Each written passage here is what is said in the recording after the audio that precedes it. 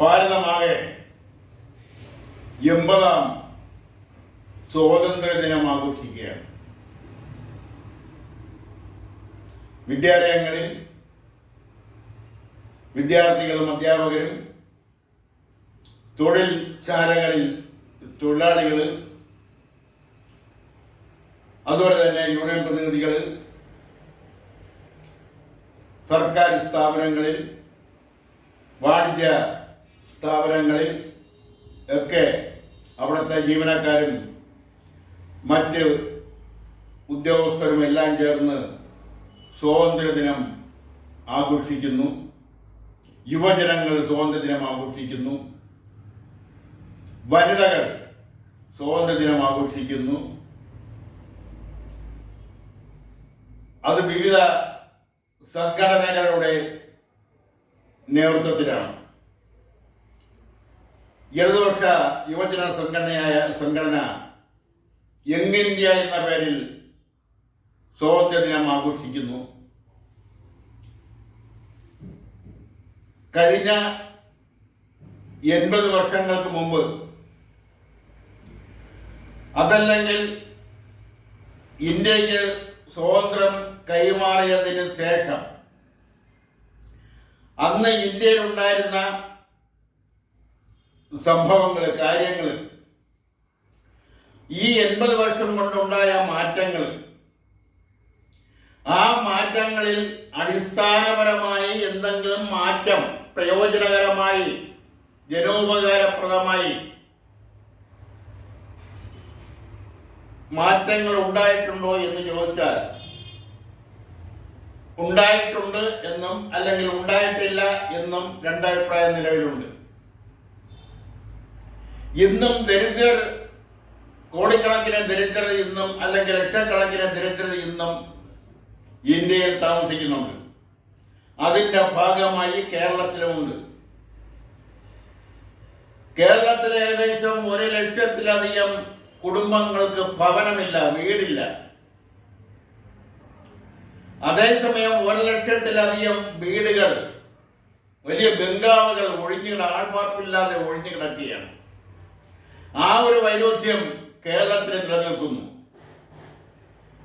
കേരളത്തിൽ നല്ല ഭക്ഷണം കഴിക്കുന്നവര് ചുരുക്കമാണ്. അത് ഒരുപക്ഷെ 10% താഴെയായിരിക്കും നല്ല ഭക്ഷണം കഴിക്കുന്നവരുടെ എണ്ണം. ഈ ഒരു ഭൗതിക സാഹചര്യം കേരളത്തിൽ നിലനിൽക്കുന്നു. സമാധാനാന്തരീക്ഷം ഉണ്ടോ എന്ന് ചോദിച്ചാൽ അത് ദിനംപ്രതി പത്രങ്ങൾ വായിക്കുന്നവർ, അതുപോലെ തന്നെ TV ചാനലിൽ കാണുന്നവർക്കെല്ലാം തന്നെയും അത് വ്യക്തമായി തന്നെ ദിവസവും മനസ്സിലാക്കിക്കൊണ്ടിരിക്കുകയാണ്. കേരളം ലഹരി മാഫിയയുടെ പിടിയിലാണെന്ന് ഉള്ള കാര്യവും ഇന്ന് ഏറെക്കുറെ എല്ലാവർക്കും അറിയാവുന്നതാണ്. ഇതിനെല്ലാം ഉണ്ടായ സാഹചര്യം, രാഷ്ട്രീയ സാഹചര്യം എന്താണ്? ആ സാഹചര്യത്തെ കുറിച്ച് പഠിച്ചുകൊണ്ട് ആ സാഹചര്യം ഇല്ലായ്മ ചെയ്യാൻ കഴിയുന്നുണ്ടോ എന്നുള്ളതൊക്കെയാണ് ശാസ്ത്രീയമായ കാഴ്ചപ്പാടിലൂടെ നാം പഠിക്കേണ്ടത്. അത് ഒരു വശത്ത് നിൽക്കുമ്പോൾ തന്നെ മുമ്പെങ്ങും ഇല്ലാത്ത നിലയിൽ ഇന്ന് സ്വാതന്ത്ര്യദിനം ആഘോഷിക്കുമ്പോൾ ആ സ്വാതന്ത്ര്യദിനത്തിൽ ആലപിക്കേണ്ട ദേശീയ ഗീതത്തെക്കുറിച്ചുള്ള അഭിപ്രായം എന്നതാണ്. ആ ദേശീയഗീതം പൂർണ്ണമായി പാടണമെന്ന് ഔദ്യോഗികമായി സർക്കാരും അതുപോലെ തന്നെ റൂളിംഗ് പാർട്ടിയായ ഇന്ത്യ ഭരിക്കുന്ന രാഷ്ട്രീയ പ്രസ്ഥാനങ്ങളും രാഷ്ട്രീയ പാർട്ടിയുമെല്ലാം ആവശ്യപ്പെടുമ്പോഴും അവരത് ആലപിക്കുമ്പോഴും ചില പ്രതിപക്ഷ പാർട്ടികൾ അത് പൂർണ്ണമായും പാടാൻ തയ്യാറല്ല എന്ന വാദഗതിയുമായി മുന്നോട്ട് വന്നിരിക്കുന്ന സാഹചര്യം. അതിൽ അവർ നിരത്തുന്ന ചില സാഹചര്യങ്ങളുണ്ട്. ബങ്കിം ചന്ദ്ര ചാറ്റർജി എന്ന സാഹിത്യകാരൻ എഴുതിയ ആനന്ദ മഠം എന്ന നോവലിലെ ഒരു കവിതയാണ് വന്ദേമാതരം. ആ കവിതയാണ് ദേശീയ ഗീതമായിട്ട് അംഗീകരിച്ചിരിക്കുന്നത്. ആ കവിതയിൽ ദുർഗ എന്നുള്ള ഒരു പരാമർശം ഉണ്ടെന്നും അതുകൊണ്ടത് പാടാൻ കഴിയില്ല എന്ന വാദം അന്നും ഇന്നും നിലവിലുണ്ട്. ദുർഗ എന്ന പദത്തിന് സരസ്വതി എന്ന വ്യാഖ്യാനമുണ്ട്. സരസ്വതി എന്ന പദത്തിന് വിദ്യ എന്ന വ്യാഖ്യാനവുമുണ്ട്. നമ്മുടെ വിദ്യാലയങ്ങളെല്ലാം സരസ്വതി ക്ഷേത്രങ്ങളാണെന്നുള്ള സങ്കല്പമുണ്ട്. അതെല്ലാം നമ്മുടെ മനസ്സിലിട്ട് താലോലിക്കുന്ന കാര്യങ്ങളാണ്. അതിൻ്റെ പുറത്തൊരു അഭിപ്രായ ഭിന്നത, അതും സ്വാതന്ത്ര്യ ദിനത്തിൽ വേണോ വേണ്ടയോ എന്നുള്ളതിനെ കുറിച്ച് ആ ഭിന്നതയ്ക്കാണ് പ്രാധാന്യം കൊടുക്കുന്നവർ, അല്ലെങ്കിൽ ആ അഭിപ്രായ ഭിന്നതയ്ക്ക് പ്രാധാന്യം കൊടുക്കുന്നവർ ചിന്തിക്കേണ്ടതാണ്. എന്തായാലും വന്ദേമാതരം പൂർണ്ണമായി പാടില്ല എന്ന് അഭിപ്രായമുള്ളവർ, എന്ന് സഹിക്കുന്നവർ കോൺഗ്രസ് പാർട്ടി മാത്രമല്ല ഇടതുപക്ഷ പാർട്ടികളിലുമുണ്ട്. ഇടതുപക്ഷ പാർട്ടിയെക്കുറിച്ച് പറയുമ്പോൾ ഇന്നും സ്വാതന്ത്ര്യത്തെ അംഗീകരിക്കാത്ത ചില കമ്മ്യൂണിസ്റ്റ് പാർട്ടികൾ ഇന്ത്യയിലുണ്ട്. സ്വാതന്ത്ര്യം ആഘോഷിക്കാത്ത കമ്മ്യൂണിസ്റ്റ് പാർട്ടികളുണ്ട്. കഴിഞ്ഞ 3 വർഷങ്ങൾക്ക് മുമ്പ് വരെ Indian communist party, Marxist, CPIM സ്വാതന്ത്ര്യം ഔദ്യോഗികമായി ആഘോഷിച്ചിരുന്നില്ല. അതിന് കാരണമെന്ന് പറയുന്നത്, ഇന്ത്യക്ക് സ്വാതന്ത്ര്യം ലഭിച്ചു എന്ന് പറയുന്നത് വിദേശ ബൂർഷ്വാസികളും ദേശീയ ബൂർഷ്വാസികളും ഒരു പ്രത്യേക കരാറിന്റെ അടിസ്ഥാനത്തിൽ വിദേശ ബൂർഷ്വാസി ദേശീയ ബൂർഷ്വാസിക്ക് അധികാരം കൈമാറുകയാണ് ചെയ്തത് എന്ന ഒരു അഭിപ്രായം CPIM-ന് ഉണ്ടായിരുന്നു. അത് ഈ കഴിഞ്ഞ 3 വർഷമേ ആവുന്നുള്ള അവരത് മാറ്റിയിട്ട്, അതുകൊണ്ടാണ് സ്വാതന്ത്ര്യം ആഘോഷിക്കാതിരുന്നത്. അതിലേക്കൊന്നും കൂടുതൽ കടക്കുന്നില്ല.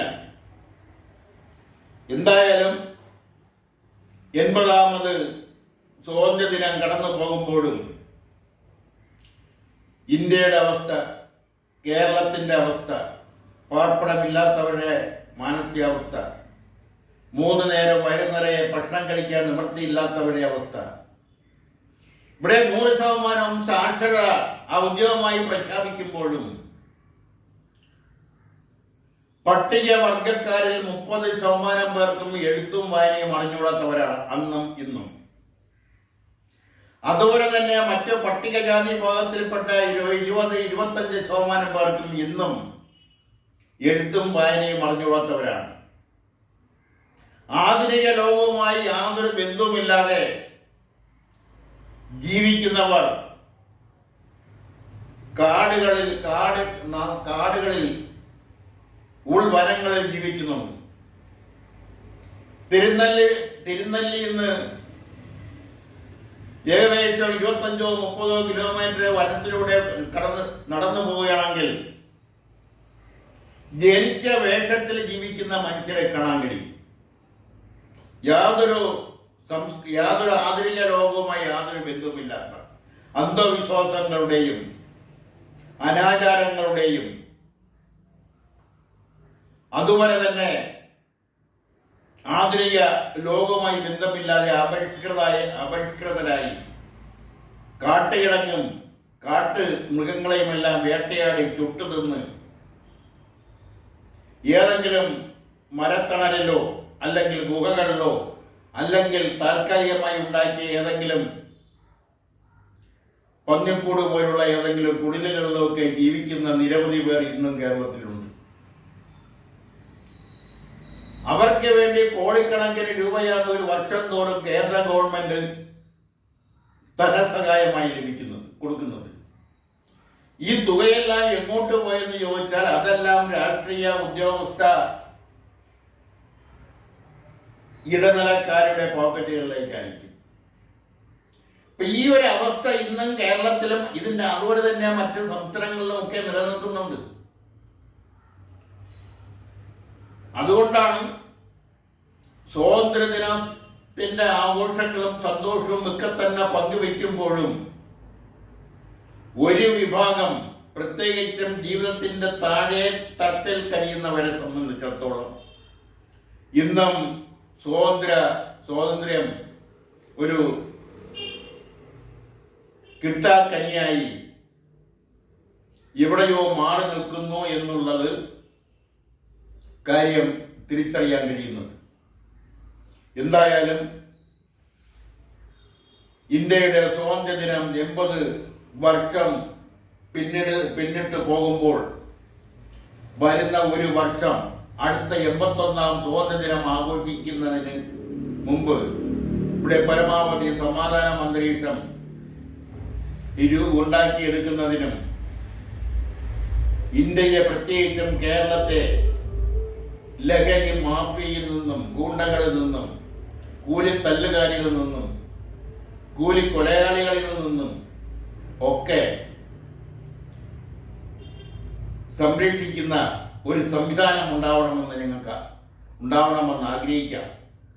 അതുപോലെ തന്നെ മനുഷ്യത്വം നഷ്ടപ്പെട്ട മനസ്സിന്റെ നനവ് വറ്റിക്കൊണ്ടിരിക്കുന്ന ഒരു വലിയ സമൂഹം നമ്മുടെ മുന്നിലുണ്ട്. ആ സമൂഹത്തെ എങ്ങനെ മാറ്റി മനുഷ്യ നന്മയ്ക്ക് വേണ്ടി നനവുള്ള മനസ്സിന്റെ ഉടമകളാക്കി മാറ്റാം എന്നുകൂടി ഈ അവസരത്തിൽ ചിന്തിക്കണമെന്ന് ആവശ്യപ്പെട്ടുകൊണ്ട് അഭ്യർത്ഥിച്ചിട്ടുകൊണ്ട് എല്ലാവർക്കും സ്വാതന്ത്ര്യ ആശംസകൾ നേർന്നുകൊണ്ട് നിർത്തുന്നു.